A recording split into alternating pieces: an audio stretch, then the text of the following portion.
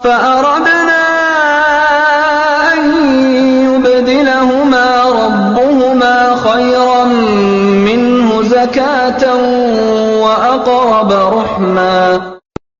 അതിനാൽ അവരുടെ റബ്ബ് അവനു പകരമായി സ്വഭാവത്തിൽ അവനേക്കാൾ ഉത്കൃഷ്ടരും ഏറെ കുടുംബസ്നേഹം പ്രതീക്ഷിക്കാവുന്നവരുമായ സന്തതികളെ അവർക്ക് പ്രദാനം ചെയ്യണമെന്നും ഞാൻ ആഗ്രഹിച്ചു. وأما الجدار فكان لغلامين يتيمين في المدينة وكان تحته كنز لهما وكان أبوهما صالحا فأراد ربك أن يبلغا أشدهما ويستخرجا كنزهما رحمة من ربك وما فعلته عن أمري ذلك تأويل ما لم تسطع عليه صبرا. ഇനി ആ മതിലിന്റെ സംഗതി എന്തെന്നാൽ അത് ആ പട്ടണത്തിൽ വസിക്കുന്ന 2 അനാഥ ബാലന്മാരുടേതാകുന്നു. ആ മതിലിൻ ചുവട്ടിൽ ഈ കുട്ടികൾക്കുള്ള ഒരു നിധി കിടപ്പുണ്ട്. അവരുടെ പിതാവ് ഒരു നല്ല മനുഷ്യനായിരുന്നു. അതിനാൽ ആ ബാലന്മാർ പ്രായപൂർത്തിയെത്തി അവരുടെ നിധി കണ്ടെടുക്കണമെന്ന് നിങ്ങളുടെ റബ്ബ് തീരുമാനിച്ചു. ഇതെല്ലാം നിങ്ങളുടെ റബ്ബിന്റെ കാരുണ്യം മാത്രം. ഞാൻ ഇതൊന്നും എന്റെ അധികാരത്താൽ ചെയ്തിട്ടുള്ളതല്ല. ഇതാകുന്നു നിങ്ങൾക്ക് ക്ഷമിക്കാൻ കഴിയാതെ പോയ സംഗതികളുടെ യാഥാർത്ഥ്യം. ഈ കഥയിൽ സങ്കീർണമായ ഒരു വലിയ പ്രശ്നമുണ്ട്. അത് പരിഹരിക്കേണ്ടത് ആവശ്യമാണ്. ഖളിർ ചെയ്തിട്ടുള്ള 3 കാര്യങ്ങളിൽ മൂന്നാമത്തേത് ശരീഅത്തുമായി ഇടയുന്നില്ല. എങ്കിലും ആദ്യത്തെ 2 കാര്യങ്ങളും മനുഷ്യാരംഭം തൊട്ട് ഇന്നോളം എല്ലാ ദൈവിക ശരീഅത്തുകളിലും സ്ഥിരപ്പെട്ടുവന്ന നിയമങ്ങളുമായി തീർച്ചയായും കൂട്ടിമുട്ടുന്നുണ്ട്. അന്യന്റെ കൈവശത്തിലുള്ള വസ്തു കേടുവരുത്താനോ നിർദോഷിയായ ഒരാത്മാവിനെ വധിക്കാനോ ഒരു ശരീഅത്തും ഒരാൾക്കും അനുവാദം നൽകുന്നില്ല. ഒരു വഞ്ചി യാത്രാമധ്യേ ഒരക്രമിയാൽ പിടിച്ചെടുക്കപ്പെടുമെന്നോ ഇന്ന കുട്ടി വലുതായാൽ ധിക്കാരിയും അവിശ്വാസിയുമായി തീരുമെന്നോ ദിവ്യബോധനം വഴി ഒരാൾക്കറിയാൻ കഴിഞ്ഞെന്ന് വെക്കുക. എന്നാൽ പോലും തന്റെ ദിവ്യജ്ഞാനത്തെ ആസ്പദമാക്കി വഞ്ചിയിൽ തുളയുണ്ടാക്കാനോ നിരപരാധിയായ കുട്ടിയെ കൊലപ്പെടുത്താനോ ദൈവത്തിങ്കൽ നിന്ന് ലഭിച്ച ഒരു ശരീഅത്ത് പ്രകാരവും അയാൾക്ക് അധികാരമില്ല. ഖളിർ ഈ 2 കാര്യങ്ങളും ചെയ്തിരുന്നത് അള്ളാഹുവിന്റെ കൽപ്പനപ്രകാരമാണെന്ന വാദം പ്രശ്നത്തിന് ഒട്ടും തന്നെ പരിഹാരമാകുന്നില്ല. ഖളിർ ഈ കാര്യങ്ങൾ ആരുടെ ആജ്ഞാനുസാരം ചെയ്തുവെന്നതല്ല പ്രശ്നം. അത് ദൈവിക ശാസനപ്രകാരമായിരുന്നു എന്ന് ഖണ്ഡിതമായി സ്ഥിരപ്പെട്ടതാണ്. കാരണം തന്റെ ഈ പ്രവൃത്തികൾ സ്വന്തം അധികാരം ഉപയോഗിച്ചായിരുന്നില്ല. ദൈവകാരുണ്യമാണ് അതിന് പ്രേരകമായി വർത്തിച്ചത് എന്ന് ഖളിർ തന്നെ വ്യക്തമാക്കുന്നുണ്ട്. അള്ളാഹു അത് സത്യപ്പെടുത്തി പറയുകയും ചെയ്തിരിക്കുന്നു. അതായത് ഖളിറിന് അള്ളാഹുവിങ്കിൽ നിന്ന് ഒരു സവിശേഷ ജ്ഞാനം ലഭിച്ചിരുന്നുവെന്നും അതിനാൽ കാര്യങ്ങൾ ചെയ്തിരുന്നത് അള്ളാഹുവിന്റെ ആജ്ഞയനുസരിച്ചായിരുന്നു എന്നത് ഒട്ടും സംശയമില്ലാത്തതാണ്. പക്ഷെ അള്ളാഹുവിന്റെ ഈ സവിശേഷ നിയമങ്ങളുടെ സ്വഭാവം എന്ത്? അതാണിവിടെ ഉദ്ഭവിക്കുന്ന യഥാർത്ഥ പ്രശ്നം. ശരീഅത്ത് നിയമങ്ങളായിരുന്നില്ല അതെന്ന് വ്യക്തം.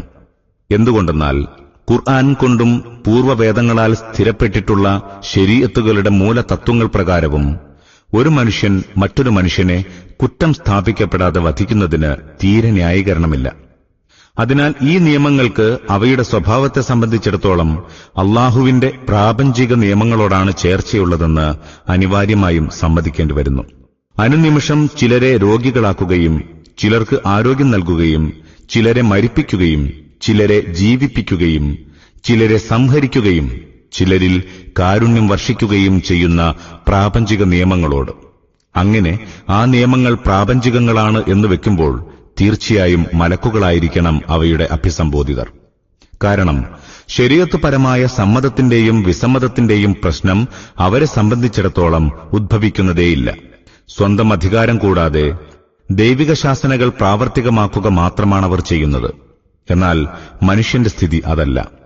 അവൻ എന്തെങ്കിലും പ്രാപഞ്ചിക കാര്യത്തെപ്പറ്റി ഇൽഹാം മുഖേന അദൃശ്യജ്ഞാനം ലഭിച്ച് അതനുസരിച്ച് പ്രവർത്തിക്കുന്ന പക്ഷം ഒരു നിലയ്ക്കും കുറ്റക്കാരനാകുന്നതിൽ നിന്ന് രക്ഷപ്പെടുന്നതല്ല.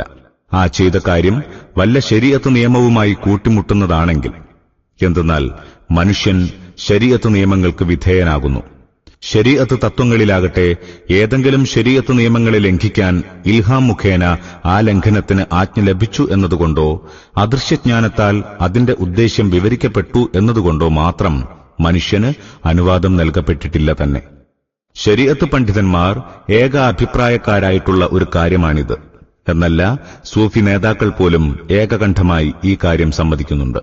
അബ്ദുൽ വഹാബ് ഷഅറാനി, മുഹിദ്ദീൻ ഇബ്നു അറബി, മുജദ്ദിദ് അൽ ഫുസാനി, ഷെയ്ഖ് അബ്ദുൽ ഖാദിർ ജീലാനി, ജുനൈദ് ബഗ്ദാദി, സരി സഖ്തി, അബുൽ ഹുസൈൻ നൂരി, അബു സഈദ് അൽ ഖറാസ്, അബുൽ അബ്ബാസ് അഹ്മദ് ദൻവരി, ഇമാം ഗസാലി തുടങ്ങിയ മഹാന്മാരുടെ വാക്കുകൾ വിശദമായി ഉദ്ധരിച്ച് അല്ലാമ ആലൂസി സ്ഥാപിച്ചതിതാണ്. അതായത്, ഇൽഹാം ലഭിച്ച ആൾക്കുപോലും ഖണ്ഡിതമായ ശരീഅത്തിന് വിപരീതമായുള്ള ഇൽഹാം അനുസരിച്ച് പ്രവർത്തിക്കാൻ സൂഫി വീക്ഷണപ്രകാരവും പാടില്ല. അപ്പോൾ ഈ പൊതുനിയമത്തിൽ നിന്ന് ഒരു മനുഷ്യൻ മാത്രം ഒഴിവാക്കപ്പെട്ടു. അത് ഖളിർ ആയിരുന്നുവെന്ന് നാം വിശ്വസിക്കണമോ? അതോ ഖളിർ മനുഷ്യനെ ആയിരുന്നില്ലെന്നും ദൈവഹിതമനുസരിച്ച് പ്രവർത്തിക്കാൻ ബാധ്യസ്ഥരായ അള്ളാഹുവിന്റെ ദാസന്മാരിൽ ഒരാൾ മാത്രമായിരുന്നു അദ്ദേഹമെന്നും കരുതുന്നതാണോ കൂടുതൽ സ്വീകാര്യമായിട്ടുള്ളത്? മൂസാ നബിയുടെ പരിശീലനാർത്ഥം അയക്കപ്പെട്ട ആ ദാസൻ മനുഷ്യനായിരുന്നുവെന്ന് ഖുർആൻ വ്യക്തമായ വാക്കുകളിൽ പറയുന്നുണ്ടെങ്കിൽ ആദ്യത്തെ രൂപം നമുക്ക് സമ്മതിക്കാമായിരുന്നു. പക്ഷെ അയാൾ മനുഷ്യനാണെന്ന് ഖുർആൻ വ്യക്തമാക്കുന്നില്ല. നമ്മുടെ ദാസന്മാരിൽപ്പെട്ട ഒരാൾ എന്നേ പറയുന്നുള്ളൂ. പരിശുദ്ധ ഖുർആനിൽ പല സ്ഥലങ്ങളിൽ മലക്കുകളെ കുറിക്കാൻ ഈ പദം പ്രയോഗിച്ചിട്ടുണ്ട്. ഉദാഹരണമായി സൂറ അൽ അംബിയാ 26, അസ്-സുഖ്റൂഫ് 19 സൂക്തങ്ങൾ കേൾക്കുക. ഇതുകൊണ്ട് ആ ദാസൻ മനുഷ്യനാണെന്ന് വരുന്നില്ലെന്ന് വ്യക്തം. നബിവചനങ്ങളിലാണെങ്കിൽ ബലപ്പെട്ട ഒരു നിവേദനത്തിനു തന്നെ ഖളിർ മനുഷ്യവർഗത്തിൽപ്പെട്ട വ്യക്തിയാണെന്ന് സ്ഥാപിക്കുന്ന ഒരു വാക്കും വന്നിട്ടുമില്ല. ഈ വിഷയകമായി ഏറ്റവും പ്രാമാണികമായ നിവേദനങ്ങൾ അൻ സഈദ് ഇബ്നു ജുബൈർ, അൻ ഇബ്നു അബ്ബാസ്, അൻ ഉബയ്യ് ഇബ്നു കഅബ്, അൻ റസൂലില്ലാഹ് എന്ന പരമ്പരയിൽ ഹദീസ് പണ്ഡിതന്മാർക്ക് ലഭിച്ചിട്ടുള്ളവയാണ്. ഖളിറിനെ സംബന്ധിച്ച് റജുൽ എന്ന വാക്കാണ് ഇവയിൽ വന്നിട്ടുള്ളത്. ആ വാക്ക് മനുഷ്യരായ പുരുഷന്മാർക്ക് ഉപയോഗിക്കാറുള്ളതാണെങ്കിലും മനുഷ്യർക്ക് പ്രത്യേകമായുള്ളതല്ല. ഖുർആനിൽ തന്നെ ജിന്നുകൾക്ക് ആ പദം പ്രയോഗിച്ചിട്ടുണ്ട്. ജിന്നോ മലക്കോ മറ്റു വല്ല അദൃശ്യ അസ്തിത്വമോ മനുഷ്യരുടെ മുമ്പിൽ പ്രത്യക്ഷപ്പെടുമ്പോൾ മനുഷ്യരൂപത്തിലാണ് പ്രത്യക്ഷപ്പെടുകയെന്ന് വ്യക്തമാണല്ലോ. ആ സ്ഥിതി വെച്ചുകൊണ്ട് അതിനെ ബഷർ എന്നോ ഇൻസാൻ എന്നോ വിശേഷിപ്പിക്കുകയും ചെയ്യും. മറിയം ബീവിയുടെ മുമ്പിൽ മലക്ക് വന്ന സംഭവത്തെ ഖുർആൻ വിവരിക്കുന്നത് ഫതമസ്സല ലഹാ ബഷറൻ സവിയ എന്നാണ്. ആകയാൽ ഖളിർ മൂസ സംഭവത്തിൽ അവിടെ അദ്ദേഹം ഒരു പുരുഷനെ കണ്ടു എന്ന നബിവചനം ഖളിർ മനുഷ്യനാണ് എന്നതിന് സ്പഷ്ടമായ തെളിവാകുന്നില്ല. ഇങ്ങനെയിരിക്കെ പ്രശ്നത്തിന് പരിഹാരം കാണാൻ ഒരേയൊരു മാർഗമേ ഇനി നമ്മുടെ മുമ്പിലുള്ളൂ. ഖളിർ മനുഷ്യനാണെന്ന് അംഗീകരിക്കാതിരിക്കുക. അദ്ദേഹം മലക്കുകളിലോ ശരീഅത്തുകൊണ്ട് സംബോധിതരല്ലാത്ത അള്ളാഹുവിന്റെ പ്രപഞ്ച കാര്യാലയത്തിന്റെ കാര്യനിർവഹകരായ മറ്റു വല്ല സൃഷ്ടികളിലോ പെട്ട ആളായിരുന്നു എന്ന് മനസ്സിലാക്കുക. ഇതാണ് ആ മാർഗം. ഇതേ അഭിപ്രായം പൂർവികരിൽ ചിലരും പ്രകടിപ്പിച്ചിരിക്കുന്നു. ഇബ്നു കസീർ മാവർദിയെ ഉദ്ധരിച്ച് തന്റെ തഫ്സീറിൽ അത് ചേർത്തിട്ടുണ്ട്. وَيَسْأَلُونَكَ عَنْ ذِي الْقَرْنَيْنِ قُلْ سَأَتْلُو عَلَيْكُمْ مِنْهُ ذِكْرًا. പ്രവാചകരെ, ദുൽഖർനൈനിയെക്കുറിച്ച് അവർ താങ്കളോട് ചോദിക്കുന്നുവല്ലോ. അവരോട് പറയുക, അദ്ദേഹത്തെപ്പറ്റി ചില കാര്യങ്ങൾ ഞാൻ പറഞ്ഞുതരാം. മുമ്പത്തെ സംഭവത്തോട് ചേർത്താണ് ഇവിടെ ദുൽഖർനൈനിയെക്കുറിച്ചും ചോദിക്കുന്നു എന്ന് പറഞ്ഞിരിക്കുന്നത്. അതിനാൽ മൂസ ഖളിർ സംഭവവും ജനങ്ങളുടെ ചോദ്യത്തിനുത്തരമായി വിവരിച്ചിട്ടുള്ളതാണെന്ന് ഇത് സൂചിപ്പിക്കുന്നു. ഈ അധ്യായത്തിലെ 3 പ്രധാന കഥകളും മക്കയിലെ അവിശ്വാസികൾ വേദക്കാരുടെ ഉപദേശപ്രകാരം നബിയെ പരീക്ഷിക്കാൻ വേണ്ടി ചോദിച്ചതായിരുന്നു എന്ന നമ്മുടെ നിഗമനത്തെ ഇത് ബലപ്പെടുത്തുന്നുണ്ട്. കഥാപുരുഷനായ ദുൽഖർനൈനി ആരായിരുന്നു? പൗരാണിക കാലം മുതൽക്കേ ഈ പ്രശ്നത്തിൽ ഭിന്ന അഭിപ്രായം ഉണ്ടായിരുന്നിട്ടുണ്ട്. അലക്സാണ്ടർ ചക്രവർത്തി ആയിരിക്കണമെന്ന പക്ഷക്കാരായിരുന്നു പൂർവകാല ഖുർആൻ വ്യാഖ്യാതാക്കൾ. എന്നാൽ ഖുർആൻ ദുൽഖർനൈനിക്ക് പറഞ്ഞിട്ടുള്ള ഗുണഗണങ്ങളും സവിശേഷതകളും വളരെ ഞെരുങ്ങിയേ അലക്സാണ്ടറിൽ ചേരുന്നുള്ളൂ. ചരിത്ര വസ്തുതകളുടെ അടിസ്ഥാനത്തിൽ ഇറാനിലെ ഖോറസ് രാജാവിനാണ് ആധുനിക കാലത്തെ മുഫസ്സിറുകൾ മുൻഗണന നൽകുന്നത്. താരതമ്യേന കൂടുതൽ ശരിയായി തോന്നുന്നതും ഇതുതന്നെ. എന്നാൽ ഇന്നയാളാണ് ദുൽഖർനൈനിയെന്ന് ഇപ്പോഴും തീർത്തു പറയാൻ പറ്റില്ല. വിശുദ്ധ ഖുർആൻ അദ്ദേഹത്തെപ്പറ്റി നൽകിയ വിവരണത്തിൽ നിന്ന് 4 കാര്യങ്ങൾ വ്യക്തമായി മനസ്സിലാകുന്നുണ്ട്. 1. അദ്ദേഹത്തിന്റെ വിശേഷണനാമമായ ദുൽഖർനൈൻ ജൂതന്മാർക്കെങ്കിലും സുപരിചിതമായിരിക്കണം. ഇരട്ടക്കൊമ്പൻ എന്നാണിതിന്റെ ഭാഷാർത്ഥം. അവരുടെ സൂചന പ്രകാരമാണല്ലോ മക്കയിലെ അവിശ്വാസികൾ നബി തിരുമേനിയോട് അദ്ദേഹത്തെപ്പറ്റി ചോദിച്ചിരുന്നത്. അതിനാൽ ജൂതന്മാർ ഏത് വ്യക്തിത്വത്തെയാണ് അല്ലെങ്കിൽ രാഷ്ട്രത്തെയാണ് ഇരട്ടക്കൊമ്പനെന്ന് വിളിച്ചിരുന്നത് എന്നറിയാൻ അനിവാര്യമായും ഇസ്രായേലി സാഹിത്യങ്ങളെ ആശ്രയിക്കേണ്ടി വരുന്നതാണ്. 2. അദ്ദേഹം തീർച്ചയായും വലിയൊരു ഭരണാധിപനും ജേതാവുമായിരിക്കണം. സമസ്ത ദിക്കുകളിലുമുള്ള തന്റെ വിജയങ്ങൾ കിഴക്കുതൊട്ട് പടിഞ്ഞാറ് വരെയും തെക്കോ വടക്കോ ഭാഗങ്ങളിലും വ്യാപിച്ചിരുന്നു. ഇത്തരത്തിലുള്ള വ്യക്തിത്വങ്ങൾ ഖുർആന്റെ അവതരണത്തിന് മുമ്പ് ഏതാനും പേർ മാത്രമേ കഴിഞ്ഞുപോയിട്ടുള്ളൂ. അപ്പോൾ അവരിൽ വല്ലവരിലും തന്നെ അദ്ദേഹത്തിന്റെ ഇതര സവിശേഷതകളും കണ്ടെത്തേണ്ടി വരുന്നതാണ്. 3. തന്റെ സാമ്രാജ്യത്തെ യഅജൂജ് മഅജൂജിന്റെ ആക്രമണങ്ങളിൽ നിന്ന് രക്ഷിക്കാനായി ഏതോ മലയിടുക്കിൽ സുഭദ്രമായ ഒരു മതിൽ കെട്ടിപ്പൊക്കിയ ചക്രവർത്തിയായിരുന്നു അദ്ദേഹം. ഈ ലക്ഷണം കണ്ടുപിടിക്കുന്നതിനായി യഅജൂജ് മഅജൂജ് എന്നറിയപ്പെട്ട സമുദായങ്ങൾ ആരാണെന്നും നമുക്കറിയേണ്ടതായുണ്ട്. മാത്രമല്ല, അവരുടെ പ്രദേശങ്ങൾക്ക് സമീപം വല്ല മതിൽക്കെട്ടും ലോകത്ത് വല്ലപ്പോഴും നിർമ്മിതമായിട്ടുണ്ടോ എന്നും ആരാണത് നിർമ്മിച്ചതെന്നും അറിയേണ്ടതായിട്ടുണ്ട്. 4. മുകളിൽ പറഞ്ഞ സവിശേഷതകൾക്ക് പുറമെ ദൈവഭക്തനായ നീതിമാൻ എന്നൊരു പ്രത്യേകത കൂടി അദ്ദേഹത്തിനുണ്ടായിരിക്കണം. കാരണം അദ്ദേഹത്തിന്റെ ഈ ഒരു സവിശേഷതയാണിവിടെ ഖുർആൻ സർവോപരി തെളിച്ചു പറയുന്നത്. ഇതിൽ പ്രഥമ ലക്ഷണം ഖോറസിൽ നിഷ്പ്രയാസം യോജിക്കാവുന്നതേയുള്ളൂ. എന്തെന്നാൽ ബൈബിൾ ദാനിയേൽ പുസ്തകത്തിൽ ദാനിയേൽ പ്രവാചകന്റെ സ്വപ്നം വിവരിച്ചിട്ടുണ്ട്. അതിൽ യവനരുടെ ഉത്ഥാനത്തിനു മുമ്പ് മീഡിയ പേർഷ്യൻ സംയുക്ത രാഷ്ട്രത്തെ 2 കൊമ്പുള്ള ഒരു ആട്ടുകൊറ്റന്റെ രൂപത്തിൽ കണ്ടതായി പറയുന്നുണ്ട്. യഹൂദർക്കിടയിൽ ഈ ഇരുകൊമ്പനെപ്പറ്റി ധാരാളം പറഞ്ഞു വന്നിരുന്നു. കാരണം അദ്ദേഹത്തിന്റെ പ്രഹരമാണ് ബാബിലോണിയ രാഷ്ട്രത്തെ തകർത്തത്, ഒടുവിൽ ഇസ്രായേല്യരെ ബന്ധനമുക്തരാക്കിയത്. 2ാമത്തെ ലക്ഷണവും അദ്ദേഹത്തിൽ വളരെയേറെ യോജിക്കുന്നുണ്ട്, എന്നാൽ പൂർണ്ണമായിട്ടില്ല. അദ്ദേഹത്തിന്റെ യുദ്ധവിജയങ്ങൾ പടിഞ്ഞാറ് ഏഷ്യ മൈനറിന്റെയും സിറിയയുടെയും തീരങ്ങളോളവും കിഴക്ക് ബക്ട്രിയ വരെയും ചെന്നെത്തിയിരുന്നു. എന്നാൽ വടക്കോട്ടോ തെക്കോട്ടോ അദ്ദേഹത്തിന്റെ സുപ്രധാനമായ വല്ല സൈനിക നീക്കവും ഉണ്ടായതായി ചരിത്രത്തിൽ നിന്ന് ഇതുവരെ തെളിവ് കണ്ടെത്തിയിട്ടില്ല. ഖുർആനാകട്ടെ ഒരു 3ാമത്തെ മുന്നേറ്റത്തെപ്പറ്റി വ്യക്തമായി പരാമർശിക്കുന്നുമുണ്ട്. എന്നാൽ ഇவ்விധമൊരു മുന്നേറ്റത്തിന്റെ സാധ്യതയും സംഭവ്യതയും നിഷേധിക്കേണ്ടതായിട്ടില്ല. എന്തുകൊണ്ടെന്നാൽ ഖോറസിന്റെ സാമ്രാജ്യം വടക്ക് കൊക്കേഷ്യ വരെ വ്യാപിച്ചിരുന്നതായി ചരിത്രം രേഖപ്പെടുത്തുന്നുണ്ട്. യഅജൂജ് മഅജൂജ് എന്നറിയപ്പെടുന്നത് താർത്താരി, മംഗോളി, ഹൂണർ, സീതിയൻ മുതലായ പേരുകളിൽ കുപ്രസിദ്ധരായവരാണ്. പ്രാചീനകാലം മുതൽക്കേ പരിഷ്കൃത രാജ്യങ്ങളുടെ നേരെ ആക്രമണങ്ങൾ നടത്തിക്കൊണ്ടിരുന്നവരായിരുന്നു അവർ. റഷ്യൻ, ഉത്തര ചൈനീസ് ഗോത്രങ്ങളാണ് അവരെന്ന വസ്തുത മിക്കവാറും തെളിഞ്ഞു കഴിഞ്ഞിട്ടുള്ളതാണ്. ഇവരുടെ കടന്നാക്രമണങ്ങളിൽ നിന്ന് രക്ഷ പ്രാപിക്കുന്നതിനായി കൊക്കേഷ്യയുടെ തെക്ക് ഭാഗത്ത് ദർബന്ദിലും ദാരിയാലിലും ഭിത്തികൾ നിർമ്മിക്കപ്പെട്ടിരുന്നതായും തെളിഞ്ഞിട്ടുണ്ട്. എന്നാൽ ഖോറസ് ചക്രവർത്തി തന്നെയാണോ ഇവ നിർമ്മിച്ചിട്ടുള്ളത് എന്ന് മാത്രമേ സ്ഥിരീകരിക്കപ്പെടേണ്ടതായുള്ളൂ. ഒടുവിലത്തെ ലക്ഷണം പൗരാണിക കാലത്തെ പ്രസിദ്ധരായ ജേതാക്കളിൽ വല്ലവരിലും യോജിപ്പിക്കാമെങ്കിൽ അത് ഖോറസിൽ മാത്രമാണ്. എന്തെന്നാൽ അദ്ദേഹത്തിന്റെ നീതിബോധത്തെ ശത്രുക്കൾ പോലും പ്രശംസിച്ചിട്ടുണ്ട്. തീർച്ചയായും അദ്ദേഹം ദൈവവിശ്വാസിയും ദൈവഭക്തനുമായ രാജാവായിരുന്നുവെന്ന് ബൈബിൾ എസ്രാ പുസ്തകം സാക്ഷ്യപ്പെടുത്തുന്നു. ഇസ്രായേല്യരെ ബാബിലോണിയൻ ബന്ധനത്തിൽ നിന്ന് അദ്ദേഹം മോചിപ്പിച്ചത് അവരുടെ ദൈവവിശ്വാസത്താലായിരുന്നു. ഏകദൈവാരാധനയ്ക്കായി ബൈത്തുൽ മഖ്ദിസിൽ ഹൈക്കൽ സുലൈമാനിയുടെ പുനർനിർമ്മാണത്തിന് അദ്ദേഹം ഉത്തരവിട്ടിരുന്നതും അതുകൊണ്ടുതന്നെ. ഈ അടിസ്ഥാനത്തിൽ ഖുർആൻ അവതരണത്തിന് മുമ്പ് കഴിഞ്ഞുപോയ വിശ്വജേതാക്കളിൽ വെച്ച് ദുൽഖർനൈനിയുടെ ലക്ഷണങ്ങളിൽ ഏറ്റവും കൂടുതൽ യോജിച്ചു കാണുന്നത് ഖോറസിൽ മാത്രമാണ്. എന്നാൽ അദ്ദേഹം തന്നെയാണ് ദുൽഖർനൈനിയെന്ന് ഖണ്ഡിതമായി പറയാൻ കൂടുതൽ സാക്ഷ്യങ്ങൾ ആവശ്യമായിട്ടുണ്ട്. എന്നിരുന്നാലും ഖുർആനിൽ പരാമർശിച്ച ലക്ഷണങ്ങൾ ഖോറസിലെന്ന പോലെ മറ്റൊരു ജേതാവിലും യോജിക്കുന്നില്ല എന്നതാണ് ശരി. ചരിത്രപരമായ വിവരണം ഇങ്ങനെ സംഗ്രഹിക്കാം. ഒരു പേർഷ്യൻ രാജാവായിരുന്നു ഖോറസ്. BC 549 കാലത്താണ് അദ്ദേഹത്തിന്റെ ഉയർച്ച ആരംഭിക്കുന്നത്. ഏതാനും വർഷങ്ങൾക്കകം അൽ ജിബാൽ, ഏഷ്യ മൈനർ തുടങ്ങിയ രാഷ്ട്രങ്ങൾ കീഴ്പ്പെടുത്തിയ ശേഷം BC 539 ബാബിലോണിയ ജയിച്ചിറക്കി.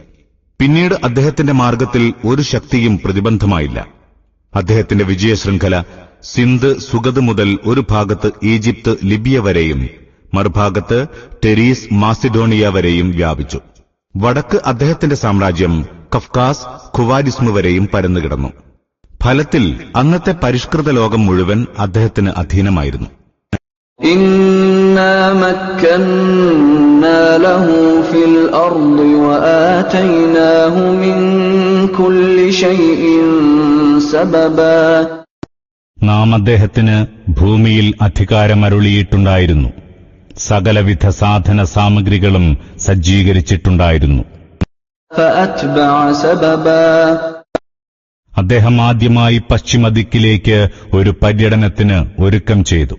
حتى إذا بلغ مغرب الشمس وجدها تغرب في عين حمئة ووجد عندها قوما قلنا يا ذا القرنين إما أن تعذب وإما أن تتخذ فيهم حسنا.